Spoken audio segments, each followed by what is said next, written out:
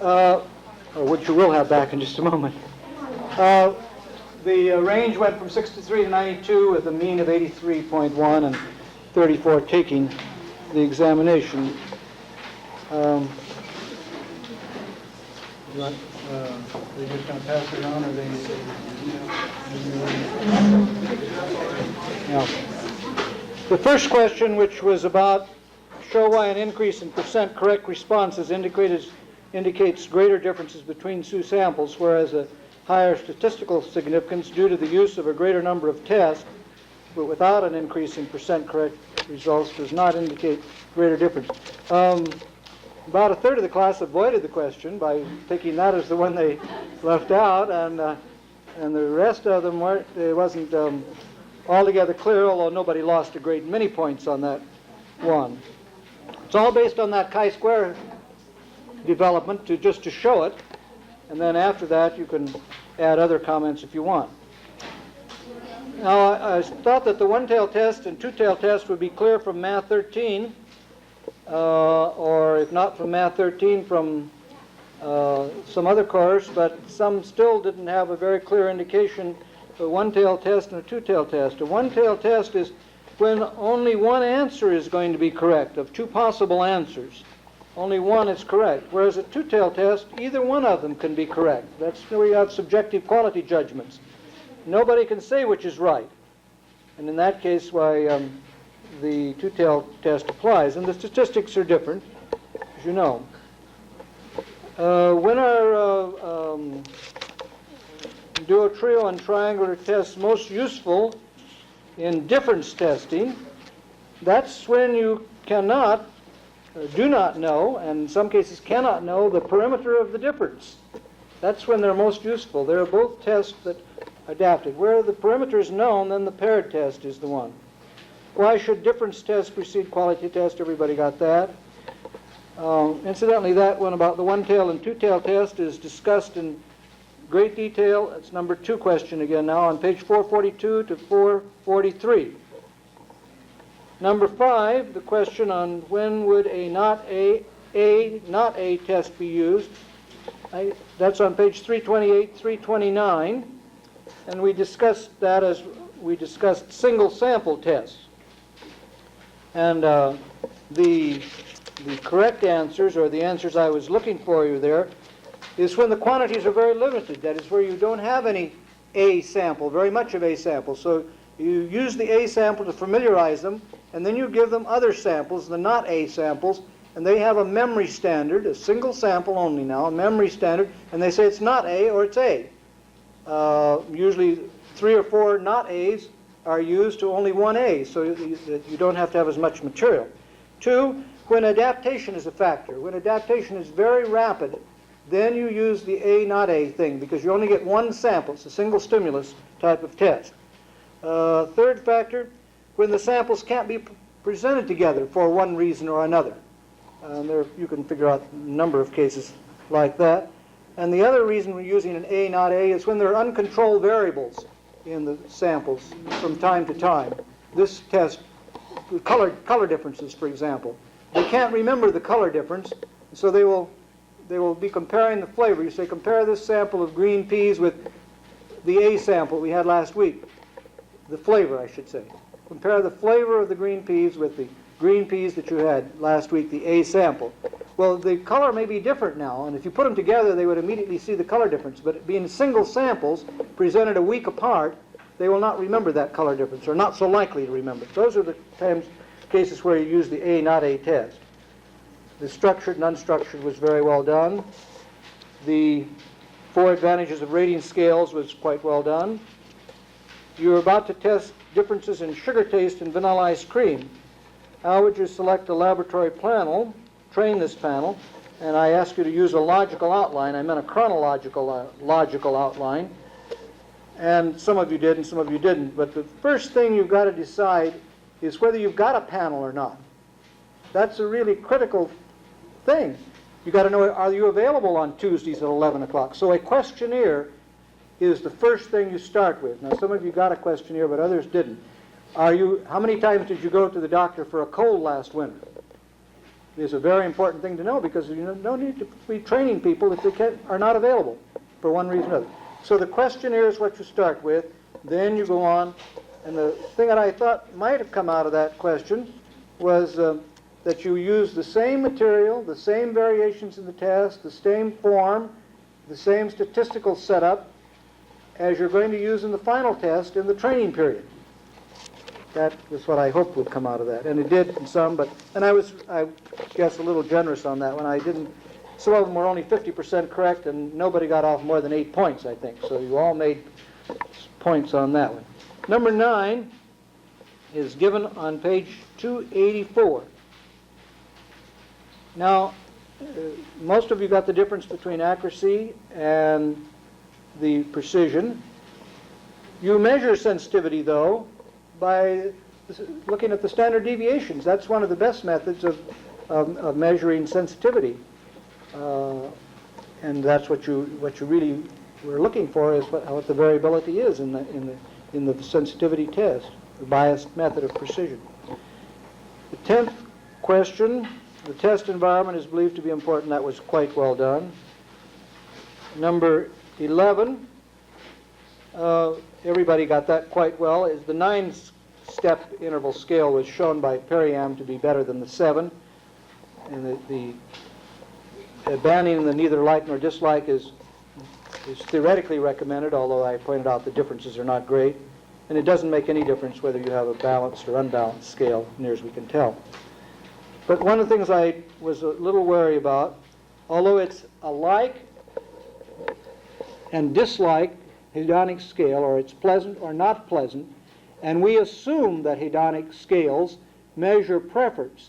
That is not what it says on the hedonic scale. It doesn't say, I prefer this best of all. It says, I like this. Likeness may or may not be the same as preference. Preference is, you may like a lot of things. You may say, some people like ice creams and they'll never give an ice cream dislike, no matter how poor it is. But when you ask them, which ice cream do you prefer, is a little bit different than, do you like this ice cream very much? You understand what I meant? So I didn't take up any points on that, but it is a little philosophical difference. And the dilution test was well done by everybody. But when should it not be used? One of all, you can't use it with untrained people. They're very poor at this. It's hard. We use it because it's very hard to know what the off odor is. It's an unknown sort of thing. Don't use it when the relationship of dilution and flavor is not known. Remember, I told you that the whole dilution test is resting upon a very shaky foundation, because we do not know that there is any linearity between the dilution and the disappearance of the flavor, or the quality factors that Tilner used in that, and so forth. And another time, third case that you would not use dilution is when adaptation is a factor. And I think in milk products that may be one of the things against dilution tests, although I know that's where they originated, so forth. Well, now if you have any further questions, I'm sure some of you have questions. Ms. Pangborn has already found that I can't add, so if I still don't know how to add, why, if you'll see me at the beginning of the week, I'll do that. Or if you want me to regrade a question, I'll be glad to do that too. Yes? Is there any possibility that on the mixed test you can have the entire time instead of having lecture first? Well, we're not going to have any more, I don't think, are we? We'll have one more. Well, I'll leave Mrs. Pangborn so she can take care of that. We didn't intend this to be more than an hour. It's especially hard for people who have a 12 o'clock class and have to leave. That was not my fault, though. That's to point that out. Okay. Thank you. Have a good Christmas.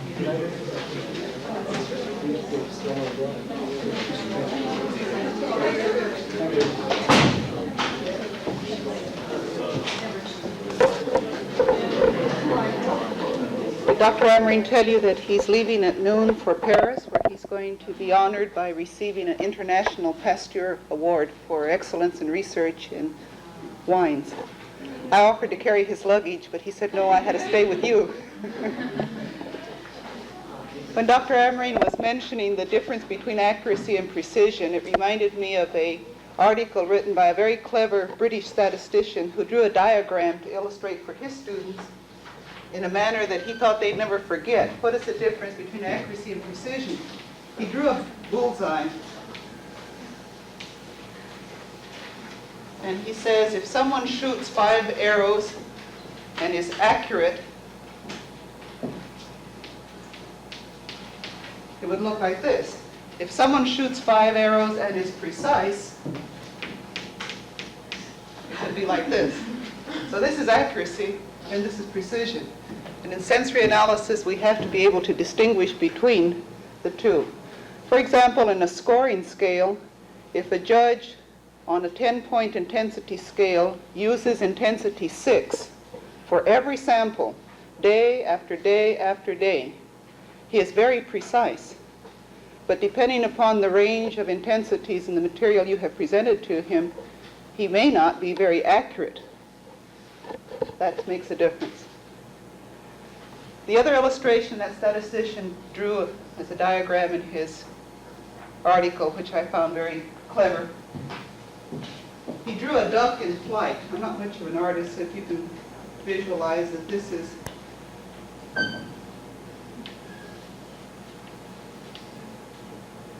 a duck which is flying. And he says that 2 hunters shot at the duck with a shotgun. And one shot here and the other one shot here. Conclusion is, on the average, that duck is dead.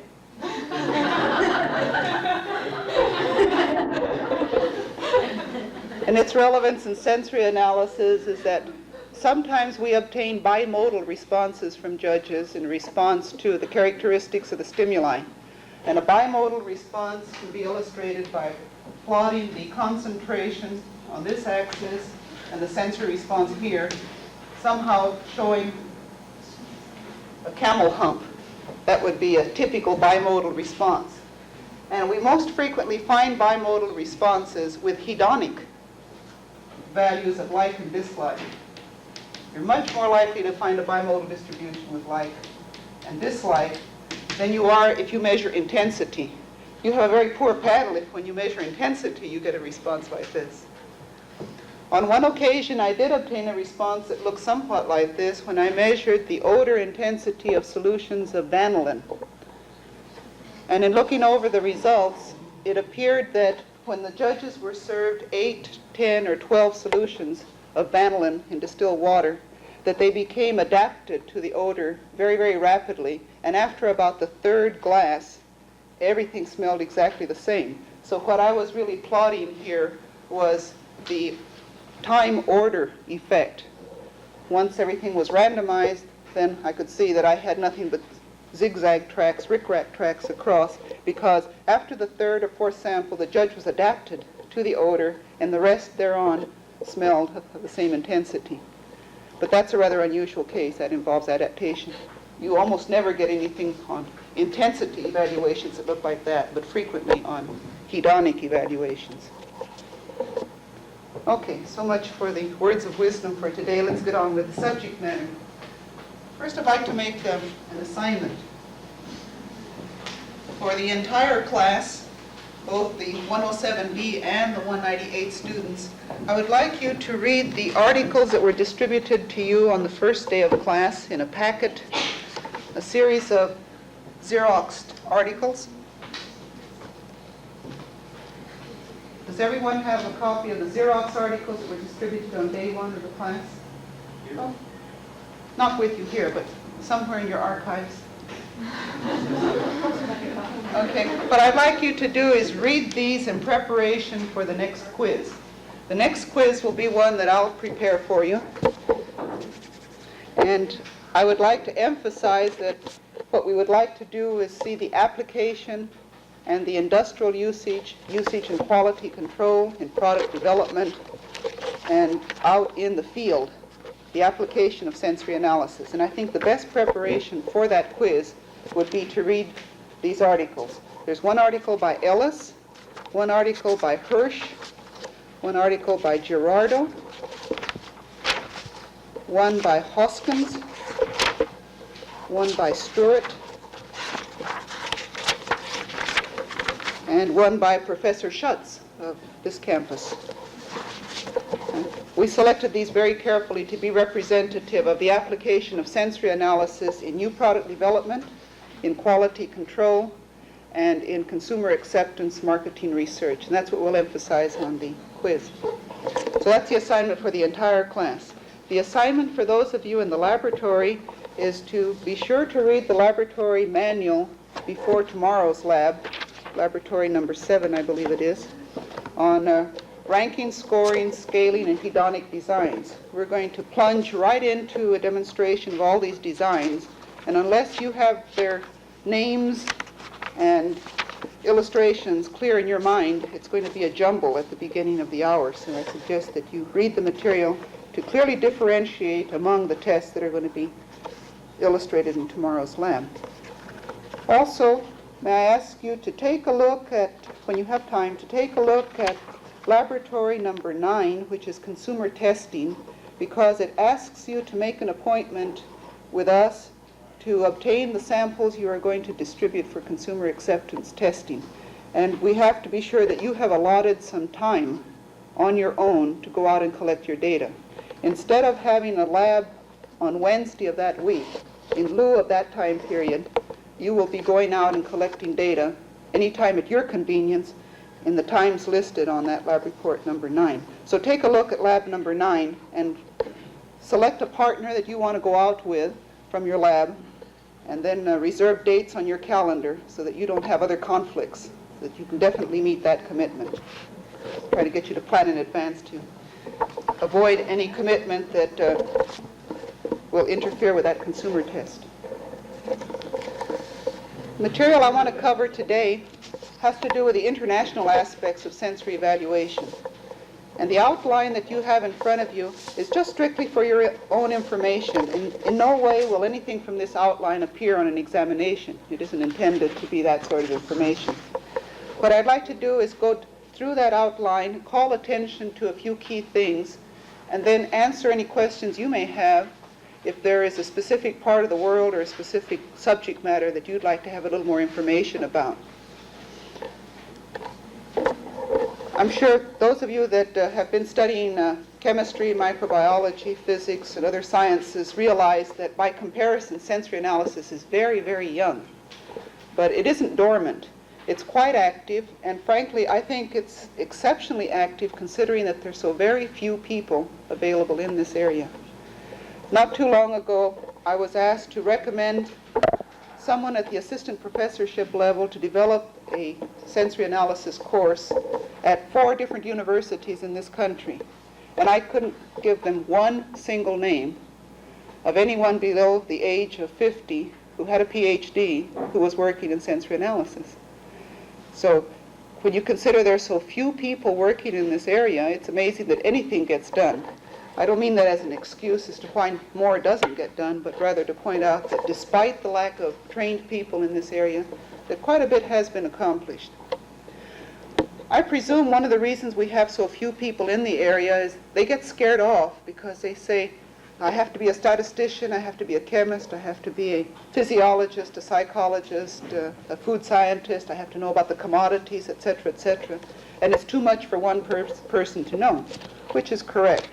So you end up being sort of a jack of all trades and a master of none, but you make friends along the way, like a statistician and a physiologist and a psychologist, and set up a collaborative effort which is very, very rewarding. It sounds perhaps that I have a missionary spirit and I'm encouraging you, but I am. If you suspect it, you're correct. I do want to point out that there are many opportunities, and the opportunities exist in the area in general and in any aspect of it specifically. A person can specialize in a commodity, sensory analysis of a commodity, or in any one of the areas like statistics or physiology or chemistry or some combination thereof. One of the ways of looking at the international aspects and development of the field is to see what is being published. And I call to your attention the 2 major journals that are specific for sensory analysis. The Journal of Texture Studies is now in its 3rd year. It was established by Dr. Sesniak of General Foods Corporation in New York. And Dr. Sesniak is the individual who developed the texture profile scale that was illustrated in the lab last week. She is head of a rheology and texture analysis lab at General Foods and has really done some pioneering work in both the sensory and instrumental correlations of texture. She's originally from Poland and is a refugee, obtaining her degree in, I believe she was in chemical engineering when she was at MIT, and has since gone on and learned the sensory analysis on her own. Very impressive individual. I've had the privilege of collaborating with her on a study on the viscosity of gum solutions, similar to the gums that you struggled through last week. The co-editor of that journal is Dr. Philip Sherman from England. He used to be with Unilever, a large food company, the equivalent of General Foods in England, and he's now with University of Reading. He also is a rheologist working with the physical chemical aspects of materials. In this Journal of Texture Studies, they don't limit themselves to the sensory aspect of foods. They encourage people in the pharmaceutical, cosmetic, and beverage industries, people working with fabrics, textiles, fibers, anything that has tactile texture characteristics, whether it's evaluated visually, whether it's evaluated manually, whether it's evaluated in the mouth. A more recent journal is the second one listed there, the Journal of Sensory Evaluation Research. It hasn't issued its first issue yet. It's been in the works for several years, and before they can issue the first one, they have to get a backlog so that they can assure continuity of issuance. It would be sort of embarrassing if you had your first 20 manuscripts, went to press, and you found that it took another 10 years before you got 20 more to issue the next issue of it. Dr. Kester, a psychologist from Utrecht in the Netherlands, is the senior editor, and he's being assisted in this country by Howard Moskowitz, who is also a psychologist, who is with the U.S. Natick Laboratories in Massachusetts. Dr. Moskowitz visited this campus a year and a half ago and gave a lecture on factor analysis and scaling. I'm on the editorial board of both of these journals, and being a member of an editorial board, if you're not familiar with those duties, it's sort of a double-edged sword.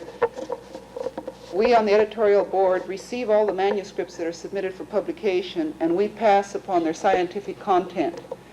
Normally 2 individuals are reviewers. That way, if there's an individual who has a bias or who has a grudge against the author, it would be minimized. Normally, the reviews are done anonymously, so that we receive the manuscript without the title page. We don't know who did it or where. But when you consider that I can name the people in sensory evaluation on the fingers of one hand, it isn't difficult to find out who did what. And it works the other way around, too. If I come up on something on relative sweetness and it goes out anonymously for review, I'm pretty sure they know it came from Davis. The other side of the coin is, of course, that when I submit my own manuscripts, they go to individuals whose manuscripts I, in turn, have reviewed. So turnabout is fair play. The idea of the review is to pass upon the reliability of the sensory techniques and whether the data substantiate the conclusions. One of the worst sins that an investigator can do, of course, is to have sloppy techniques or to try to compensate for one inaccurate measurement by having a super accurate analysis. And this is one thing that I see happening quite frequently in sensory analysis. To exaggerate a little bit, the investigator sets up his test, and anybody who happens to walk by the lab, he trips them, drags them in, says, taste this, spit in the sink, thanks a lot. And then he goes to the computer and spends $150,000 in computer analysis and comes up with this elaborate, sophisticated statistical design. Well, the elaborate design does not compensate for the poor technique of gathering the data to begin with. So the data is no more accurate than any one of the measurements that entered into its collection. The greatest sin that they commit in sensory analysis, and I understand why they commit it, I can understand it, but I still won't accept it, and that is investigators will substitute one judge for another. Those of you in the lab can perhaps appreciate why I object to this. If you take a look at any one judge in your class, decide which one you're going to substitute him for among your colleagues. And you see that each one of you, 31, 32 of you in the lab, has a pattern of response for everything that we have done. And very seldom do any two of you have the exact pattern of response. So who is substitutable? My contention is that the judges are no more interchangeable than the samples are. I wouldn't have flipped around those samples of peaches that you evaluated last week and said, well, it doesn't make any difference which brand. I'll open this can and pour here and pour there and hope that it's all right. That is no more acceptable than it is to say, well, Joe Blow couldn't come in today, so let's ask Sally Smith to taste in his stead. I understand why it's done, though, because people are not infinitely available, especially in a very busy corporation where they have other commitments, where in the wintertime people frequently have colds or out on sick leave, or in an organization where people travel a great deal. And you'll find, if you are in charge of sensory analysis, that the first people you eliminate are all the executives, because they're always in committee meeting, or if it's a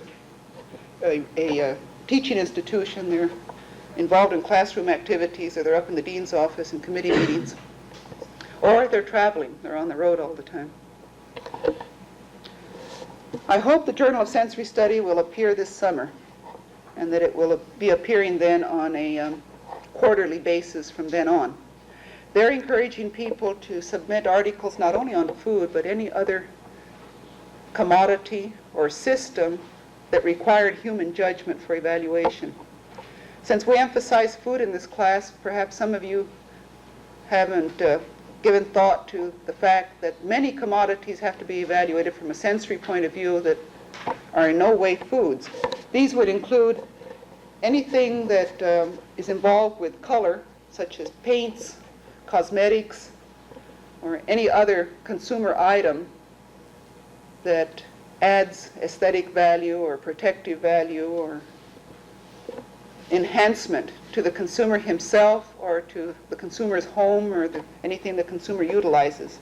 There has to be human judgment of the visual properties. As far as odors are concerned, now that there's so much emphasis on pollution control, odor pollution is one of the big factors that's receiving a lot of attention in the petroleum industry and various other industries that have exhaust fumes and odor pollutants that go out into the atmosphere. How to minimize them. Well, another way we can look at the international aspects is to see what sort of meetings have they been having in the past on an international basis. And I have a whole listing here to show you how some of these meetings are on a continuing basis and others have been on a one-shot deal only. For example, the first International Symposium on Olfaction and Taste, that was held in Stockholm in 1962, and I had the privilege of attending at that time. And I was very impressed with meeting many of the people whose names appeared in the literature. We read about Dr. Foffman and Dr. Beidler and Dr. Kerr, etc. And to meet these individuals, to hear more about their research in person was very impressive to me at that tender age, 1962. Well, I wasn't that tender, but I was still impressionable. It's rather interesting to watch the development of that international symposium because the strength in that symposium was among the physiologists. So as I look at the proceedings that have emanated from the 4 conferences in that area so far, I notice that they're becoming more and more on neurophysiology, neuroanatomy. And we poor people, we call ourselves the behavioral scientists, we in the behavioral aspects of sensory analysis are really falling far between. I have to look long and hard among all the electrophysiological data to find any behavioral response, either of an experimental animal or a human subject. So I haven't attended the last 2 because they were almost entirely on neurophysiology and neuroanatomy, besides the fact that funds were not available to go to Germany, for example. In 1974, the next one is going to be held in Australia, and Dr. Denton from Australia is chairing that.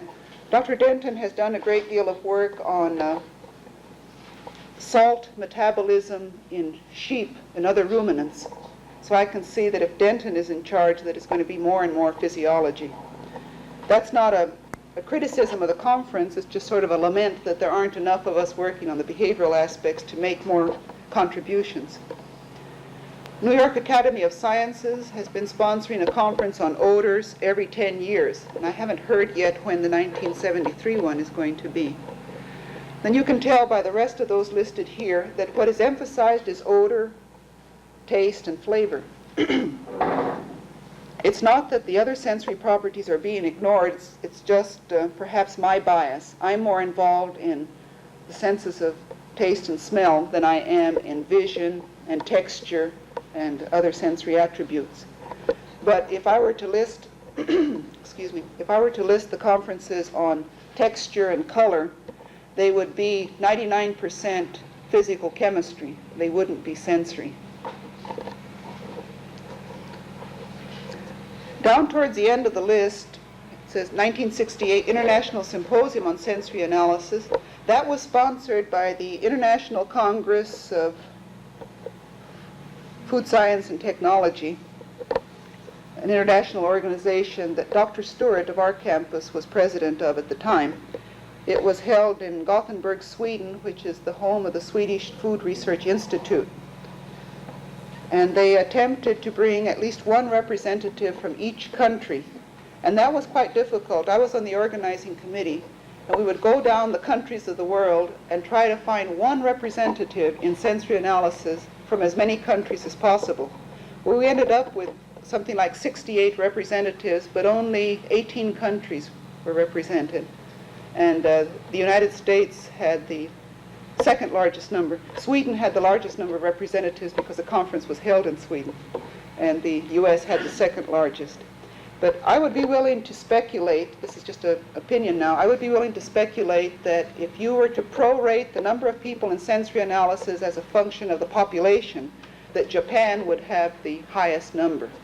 This may sound a little ironic, but Japan perhaps has the most highly organized and visible group in sensory analysis of any other single country, and in relation to its population, it's really quite formidable.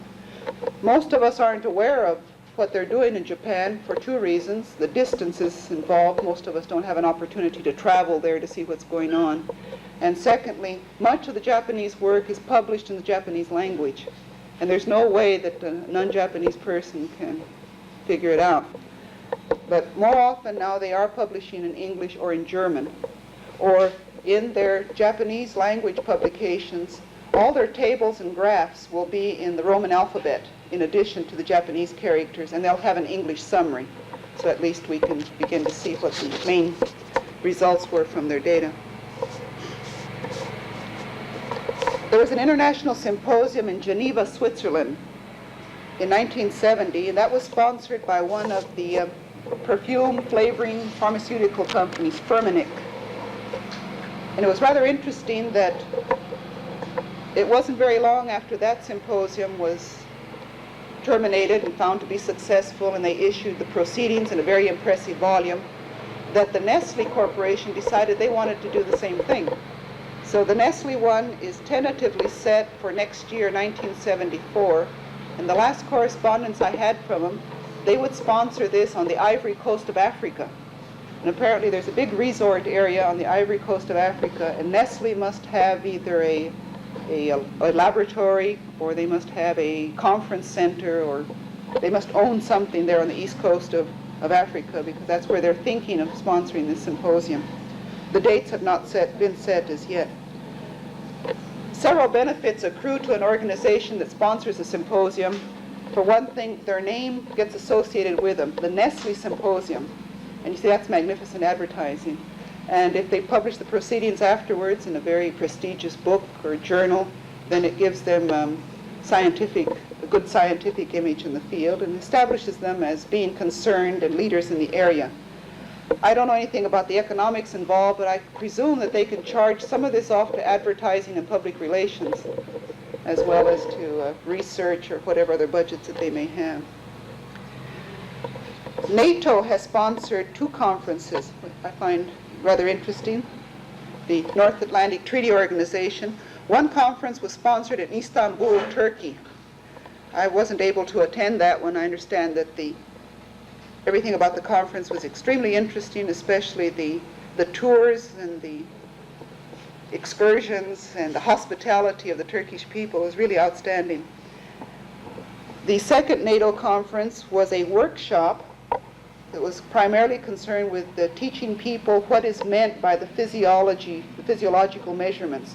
So using closed-circuit TV techniques, they showed operations on experimental animals where they exposed the tongue, the chorda tympani nerve. They applied solutions across the tongue so that you could see on the recorder the impulses that were traveling up to the central nervous system, etc.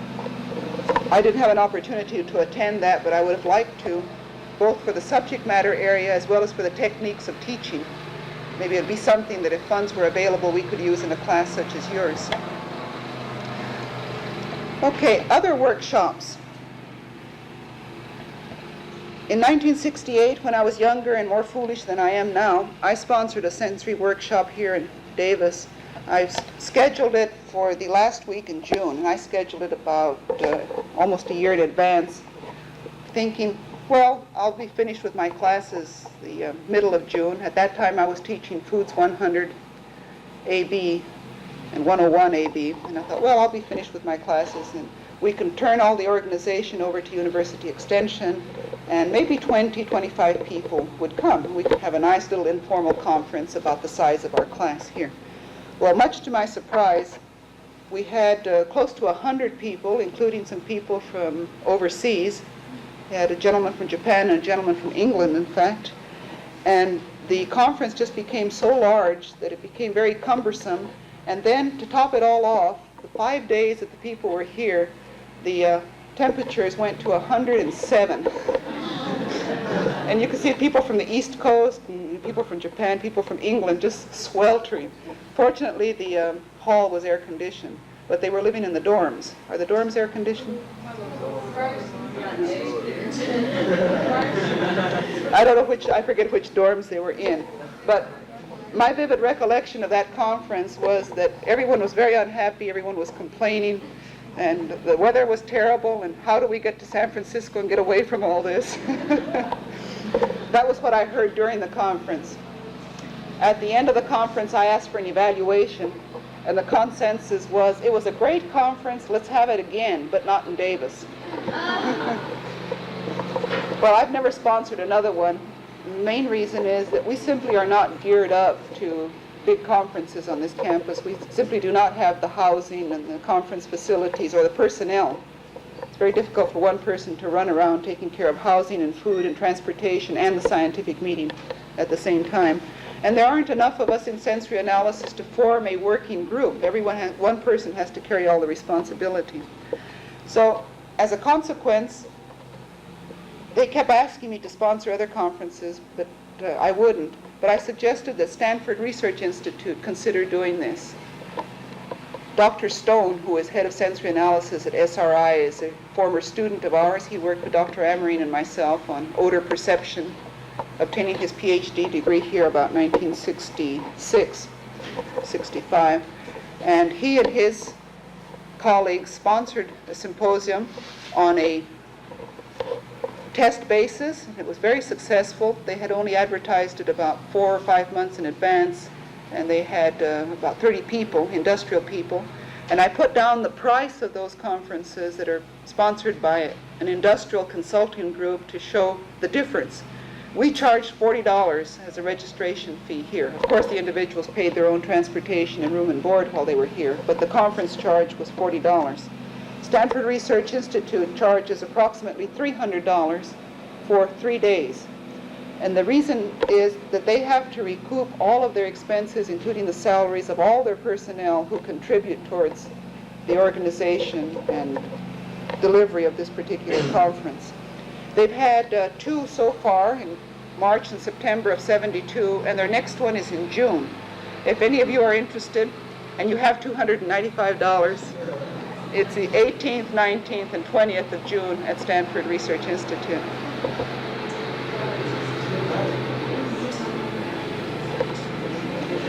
I like the way they've organized their conferences. The mornings are devoted to lectures, and the afternoons to workshops where the group subdivides into smaller units, and are given a specific set of problems.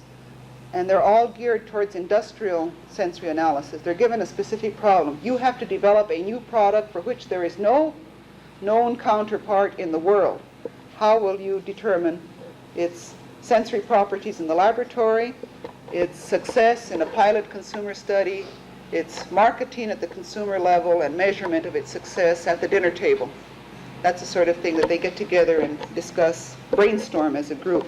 Then the participants can bring their specific problems from their own industries to discuss.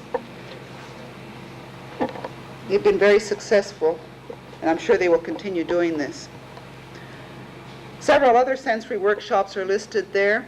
The one next to the bottom, there is a Center for Professional Advancement that operates out of New Jersey, and they conduct all sorts of seminars in business, technology, industrial development, marketing, and they have one on sensory analysis that they've been offering about twice a year.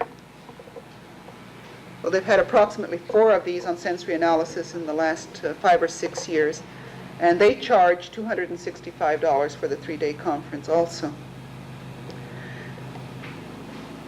Now, specifically on sensory analysis of industrial commodities, the Institute of Food Technologists at their annual meeting always has a symposium. The symposium may be a half a day, and sometimes it's a full day symposium on specific sensory problems in the food industry. So if you ever have an opportunity to work for a company in your career who is in a position to send you to a meeting, I would highly recommend that at least once in your career that you attend a meeting of the Institute of Food Technologists. This year, the meetings are in Miami Beach, Florida. Next year, in May, I believe, they will be in New Orleans. And year after next, they will be in Anaheim. So now's your chance to see Disneyland if you're on the West Coast 2 years from now and attend an IFT meeting. The Institute of Food Technologists has a subsection on sensory evaluation, and there are more than 150 people who are members of the Institute, who are also members of the subsection on sensory analysis. And Dr. Schutz of this campus was the acting president of that subsection. I was on the executive committee. And what their duty is to develop glossaries of terminology, to develop guidelines for writing manuscripts for data collected from sensory analysis, to sponsor symposia, to distribute bibliographies, to distribute information, and to keep the membership aware of all current advancements and activities in sensory analysis via a newsletter. And they meet as a group as part of the annual meeting of the IFT. A corresponding group in England is the SCI, the Society of Chemical Industries. The Society of Chemical Industries in the United Kingdom has a subsection on sensory analysis, and they meet twice a year.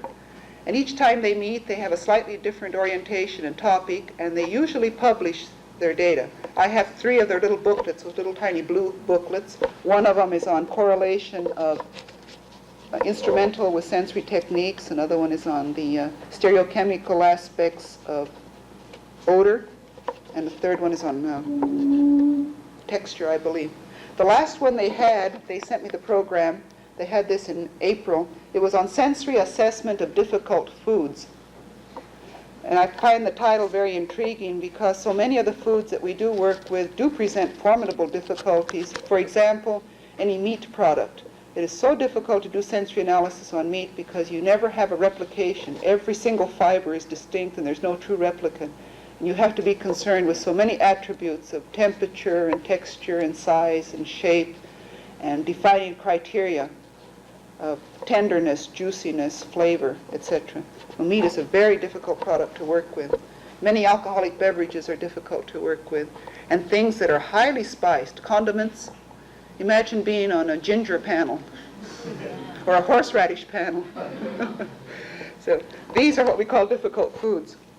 Someday I'd like to see a symposium on sensory problems with difficult people, because often it's the judges who are more difficult than the foods.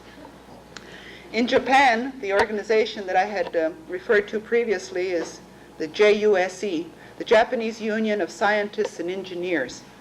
They have monthly meetings where the whole group meets at different intervals, and then they subdivide according to subject matter interests, and they have a monthly meeting of the group that's interested in sensory analysis of products and commodities. And at these monthly meetings, they disseminate information, they help resolve problems that the industry members have, and they have speakers come in to discuss topics. Dr. Stone and I were invited to speak at the Japanese Union of Scientists and Engineers in 1966 when we were part of a group that was attending International Symposium in Tokyo. And they were really very impressive. It was rather interesting that the presentations were given in English, and one of the members of the group gave a simultaneous Japanese translation.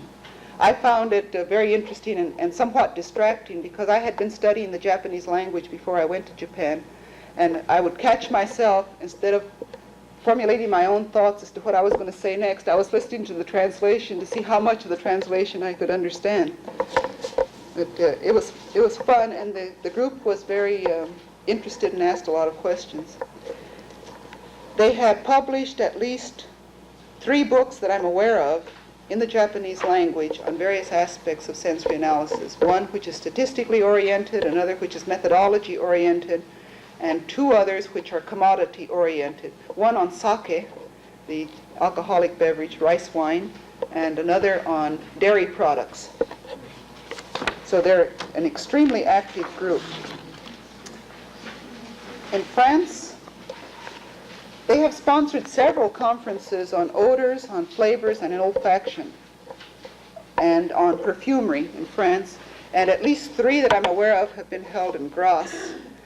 And I don't believe they have published the proceedings as such, although the individual presentations have appeared in various French journals subsequent to these meetings. In France, the emphasis seems to be on odors, flavors, perfumery, and on sensory analysis of wines. In Finland, there's only one individual in Finland at the university that I'm aware of who is active in sensory analysis, and she's also in charge of food chemistry. So she's a very busy lady, Dr. Kurkila. She spent 6 months with us about 5 years ago, and she has sponsored, I say she, her university at her suggestion has sponsored 2 conferences on sensory analysis, one in 1968 and one in 1971. And I had the privilege of attending both of them. This was an interesting experience also because we had to submit our articles in advance for translation into the Finnish language. Then these articles were distributed to the audience in Finnish. Then we gave our presentation in English. And I find that somewhat to our embarrassment, but it's very impressive that most of the audience speaks better English than we do because they speak Oxford English. I don't know why it's necessary to have the Finnish translation, except that in turn it would be available to the people who work with and for the participants who attended. In Sweden, since I spent a sabbatical year at this institute, that's the one that I'm the most familiar with, the Swedish Institute for Food Preservation Research. The abbreviations from the Swedish words are SIK, or SIK. And I have a funny little story about the pronunciation of the name of the institute where we were working. I was on sabbatical leave from the university and was working in sensory analysis section in one part of the building, and my husband, who is an electron microscopist, was hired by the same institute to establish a program in microscopy and mass spectrometry. And he and I were taking courses in the Swedish language twice a week. 3 hours twice a week for a total of 6 hours, total immersion in Swedish, and only Swedish was spoken at that language course. The instructor could speak English but would refuse to speak anything except Swedish because the 20 or so members of the students were from almost 20 different countries of the world. So Swedish was our only means of communication. And she started the very first day of the class by going around and asking each person, "What do you do?" in Swedish, and you had to answer in Swedish. Well, we were working with and I can't pronounce it well, but you can appreciate it, we were working with the Svenska Institutet för Konserveringsforskning. So she comes to my husband, and I learned to say this, it took me 6 months to learn to say it, my husband never has learned to say it. So she comes to him and asks him, what does he do? And he knew very well that he couldn't say this. So he was thumbing through the dictionary, and the first word he came upon was salesman. So he told her in Swedish that he was a salesman. And she looks at him very quizzically, and she says, "What do you sell?" She asked him in Swedish. Then he goes to the dictionary again, and the only thing he came upon, and I think I think he planned it in advance, because he looks at it and he says, "Damen Underkleider," which is ladies' underwear. Well, that was the only time in the 6 months that we took the course that the instructor ever said anything in English. And she puts her hands on her waist and she says, "Is that true?"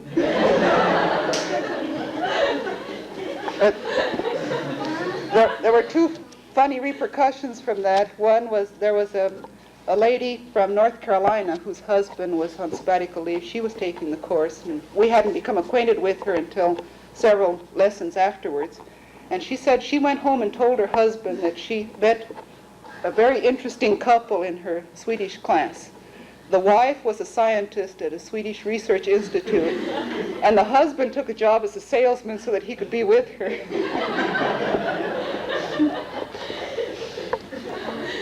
Well, from then on, people at the institute used to leave little notes on my husband's desk with orders for undergarments for their mother-in-law. So much for the initials of the institute. They are very active in sensory analysis. Professor von Sydow is the director of the institute, and his specialty is sensory GLC correlations, volatile flavor chemistry, and their correlation with sensory analysis. And he has one section of the institute that's devoted exclusively to sensory analysis under Dr. Drake. Dr. Drake works primarily in texture. He has developed the technique of measuring the amount of noise that comes from the jaw during the mastication of various foods to try to correlate the amount of effort that the jaw exerts, which is reflected in the noise that comes from the mouth, and relating that to the moisture content and the physical and chemical properties of the food product. So it's a very intriguing group. They sponsored this symposium I had mentioned previously, and they're going to sponsor another one in September of 1974. They are adding a wing to their building, and the wing of the building is going to be devoted exclusively to sensory analysis and correlation with instrumental analyses. And they're going to sponsor a symposium to initiate the new sensory wing. And I'm very lucky to be invited to return, so maybe I can see if my 10 words in Swedish still work a year from next September.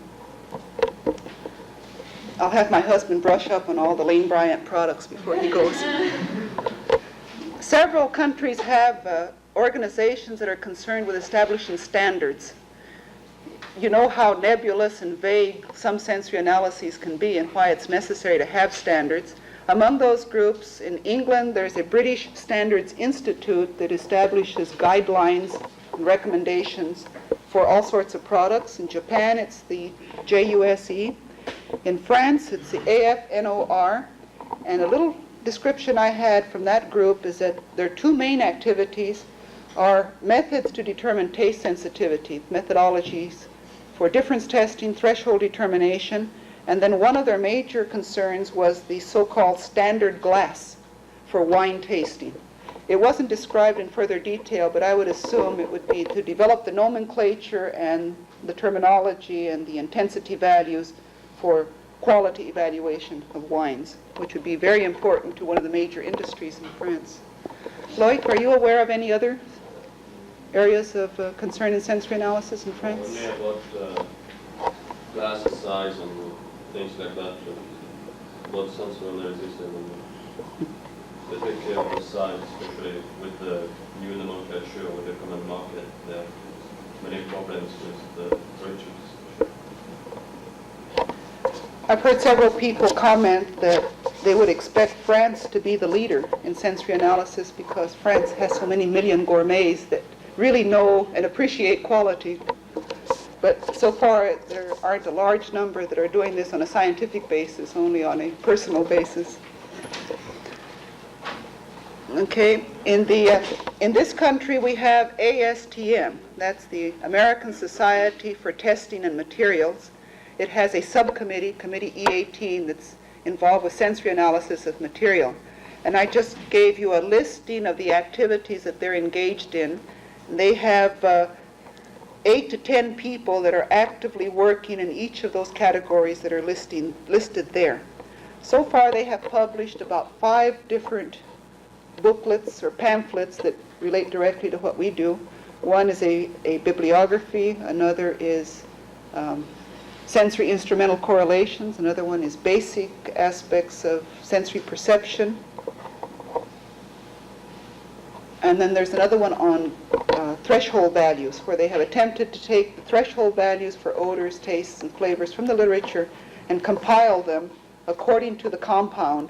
So if you're working with a chemical compound in the laboratory and you want to know what its relative intensity is, at least at threshold value, you would have a source to look it up. I haven't been able to participate in ASTM, even though I am a member. I'm a sort of a non-active member. They meet about 3 or 4 times a year, and they usually meet in Miami Beach or Atlantic City, and we simply don't have travel funds, and neither can we just drop our courses and take off to attend the meetings. I never have had an opportunity to work with them. Several of my colleagues who have worked with them say that it's a rather loosely organized group in terms of whoever the leader happens to be at that time, that is the area that is receiving the emphasis, that it sort of lacks continuity. But that's not a detrimental factor, because so many things need emphasizing. Perhaps it's good that they have that flexibility. One of the aspects that that group was looking at in detail recently had to do with what they call the science of hedonics. There was a gentleman whose name was Rubacki. And Dr. Rubacki, I don't know quite how to explain this, but he gives the impression that he discovered hedonics. And hedonics is like and dislike. And he has contacted several of us telling us about this revolutionary idea he has of measuring everything in terms of like and dislike. And I listen to him and I wonder, well, you know, I must be awfully dense. I don't see what's so revolutionary about this. We've had a hedonic scale for years. But he is giving conferences. He goes out throughout the country and gives conferences on the science of hedonics. And he encourages people in industry to learn the science of hedonics so that they can evaluate all their products and commodities in terms of hedonics. And I think this is great if it isn't assumed that it's the only method of evaluation. I think it's good to know about the science of hedonics, what its limitations and applications are, but not to assume that if you learn the science of hedonics that you have the one and only tool to solve all problems in sensory analysis. I've listed a few specific places where there's a lot of activity on commodities. I've listed some for the United Kingdom. And I've listed one in Aberdeen in Scotland. I visited Aberdeen 2 years ago and was very favorably impressed with the excellent control they have over the sensory analysis of raw fish, of cooked fish, and then of sensory instrumental correlations, because fish is one of those items that is even more difficult to evaluate than beef. At least the beef doesn't turn bad overnight in the refrigerator while you're going through replication 1 to replication 2, but the fish deteriorates very, very quickly. It's a very fragile flesh, and it requires very specific, delicate techniques, which they have perfected and which I found very impressive. In Australia, the CSIRO, the initials list the organization there, they're very active primarily in the effect of processing variables on the sensory properties of food. And I received a reprint from one of their investigators just recently. It's not on commodity evaluation, but it's on computerizing the scorecard to cut down on the amount of labor and to expedite analysis. I'll pass this around, and if it doesn't get to the back of the room, I'll put it in the round table room for your further perusal if you're interested. But essentially what they have done is to take an IBM Port-a-Punch card, made a score sheet that has all the questions on it, but made it in IBM form, and they simply issue the judge a punch so that they can just punch out the holes in the IBM card directly. so that when the person finishes testing, the card goes directly into the computer and you don't have to punch your cards. So here are examples of the types of questions that they ask in this Porta-Punch modifier. You can see how much time saving it would be. I have my reservations about its total accuracy, because look at all the ways in which you and I can goof up in the booth by not circling the right number when it's just a pencil in a circle. What would we do when we get carried away with this punch card? I would wonder about the accuracy of the punching if one person who was trained in punching hadn't done it themselves. That's what I would be concerned about. But maybe I'm just a born skeptic. With highly trained judges, I'm sure it would work quite well. Going back to Dr. Rubacki, who discovered hedonics, one thing that I think he has done that is extremely clever is he has set up a computer bank, a booth system where the judge comes in and faces a bank of levers and buttons and instructions, and instead of filling anything out on paper, he simply presses the appropriate button or pulls the lever, whatever the mechanical device is, and everything enters into a master computer, and the length of time it takes the judge to get up and walk out of the booth area, the data are already analyzed. It just goes automatically into a computer, so there isn't even the transfer from the punch cards into the computer. It just goes in directly, which is very, very clever. Another gentleman who has worked on a similar system is a veterinarian from Oslo. He gave me a copy of his article in Norwegian. I have enough trouble with Swedish, much less Norwegian, but fortunately he has it all in photographs. And what he is illustrating here on the top picture, which I'll pass around, a woman is evaluating the sensory properties of meat, and she has a console of buttons in front of her, which she uses just as you would a scorecard, pressing the buttons that correspond to her evaluation of the texture, tenderness, or juiciness of the meat. A corresponding answer board appears in front of the investigator in the front of the room, so that when sample one is presented to the series of judges, the judge evaluates it, and immediately the investigator has the responses. The way the judges are set up, instead of being in booths, the judges are set up in rows like this, like if Karen was the first judge and Barbara was the second and Barbara was the third and so forth. So you don't influence each other, you just see each other's back. Then you answer on your console, and if I were the investigator, your answers would appear immediately in front of me. And we would know immediately for that sample of meat what the composite response was. And then, of course, it can go into computer analysis as well.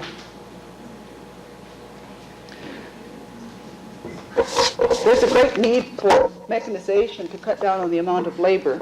My only precaution is that don't substitute fancy mechanization for careful techniques in the other aspects of sensory analysis, such as proper judge selection and proper selection of the method to obtain the information.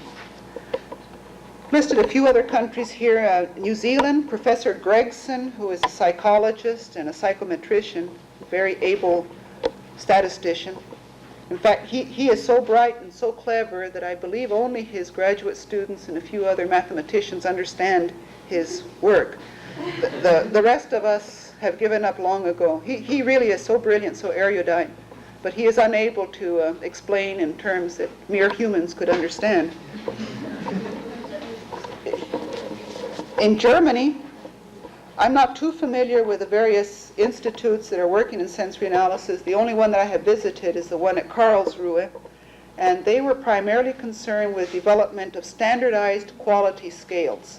They wanted to have a numerical system of 5 points or 7 points or 9 points where the quality of the commodity was defined and it would be applicable to all foods. The terminology would then be utilizable whether you were working with wines or meats or ice cream or whatever product it was. So they were very concerned with standardization. In Poland has a long history of excellence in sensory analysis due to one gentleman, Professor Tilgner, who used to be head of the Department of Food Chemistry at the Politechnika Gdanska in northern Poland on the Baltic. And Professor Tilgner is author of 2 books in the Polish language in sensory analysis. And one of his charges from the government, this is a socialized country, you realize, one of his charges from the government was to test the existing experts